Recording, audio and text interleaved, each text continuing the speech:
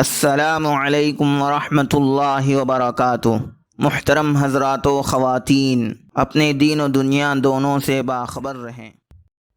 آج بروز چہارشنبہ قمری اور ہجری کیلنڈر 1443 کے مطابق جمادی الاولیٰ کی تاریخ 17 ہے اور شمسی کیلنڈر 2021 کے مطابق دسمبر کی تاریخ 22 ہے، 20/2 ہے۔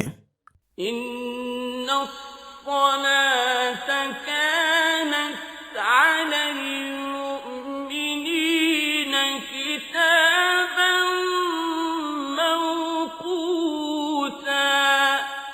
بے شک نماز کا مومنوں پر اوقات مقررہ میں ادا کرنا فرض ہے۔ تو چلیے ہم نمازوں کا اہتمام شروع کر لیں اور اگلی 5 نمازوں کے اوقات نوٹ کر لیں۔ شہر کڑپا میں آج فجر کا ابتدائی وقت 5:15 ہے، 5:15 ہے، اور آخری وقت 6:30 ہے، 6:30 ہے۔ اس کے 1 منٹ بعد طلوع آفتاب ہے۔ ظہر کا ابتدائی وقت 12:14 ہے، 12:14 ہے۔ عصر کا ابتدائی وقت 4:17 ہے، 4:17 ہے۔ مغرب کا ابتدائی وقت 5:58 ہے، 5:50 ہے۔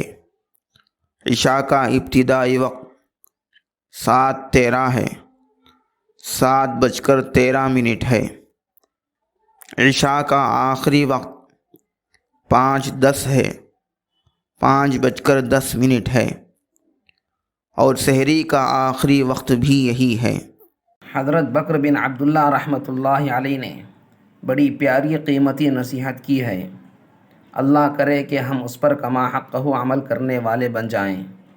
حضرت بکر بن عبداللہ نے فرمایا، جب تم کسی بڑے کو دیکھو تو اس کی تعظیم کرو اور خود سے کہو کہ یہ اسلام اور نیک اعمال میں مجھ سے آگے ہے، اور جب کسی چھوٹے کو دیکھو تو اس کی بھی عزت کرو اور اپنے آپ سے کہو کہ اس کے گناہ مجھ سے کم ہیں اور میں گناہوں میں اس سے آگے ہوں، اور جب لوگ تمہاری عزت کریں تو اپنے آپ سے کہو یہ اللہ کا فضل ہے، میں اس کا حقدار نہیں۔ آخر میں نوٹ فرما لیں کہ 5 وقتہ نمازوں کے یہ اوقات 3 دن چہارشنبہ، جمعرات اور جمعہ کے لیے ہیں۔ من جانب دفتر محکمہ شرعیہ اسلامیہ، مسجد فاطمۃ الزہراء، محل نقاش، کڑپا، آندھرا پردیش۔ بسم اللہ الذی لا یضر مع اسمہ شیء فی الارض ولا فی السماء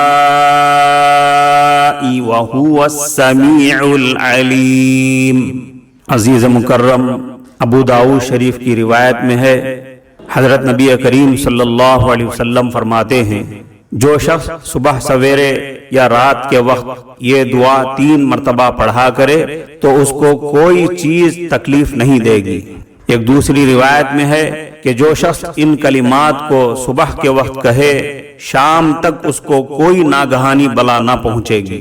اگر شام کو کہے تو صبح تک کوئی مصیبت نہ پہنچے گی۔ اب آپ اس کو دھیرے دھیرے پڑھتے جائیں۔ بسم اللہ الذی لا یضر مع اسمہ شیء فی الارض ولا فی السماء وہو السمیع العلیم۔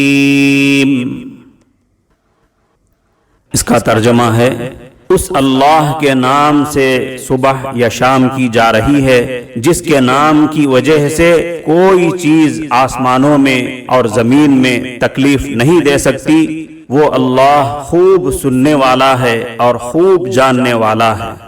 ایک روایت میں صبح شام کی ایک دوسری دعا بھی آئی ہے، اس کو بھی اس دعا کے ساتھ شامل کر لیں۔ اعوذ بکلمات اللہ التامات من شر ما خلق اب آپ اس کو دھیرے دھیرے پڑھتے جائیں.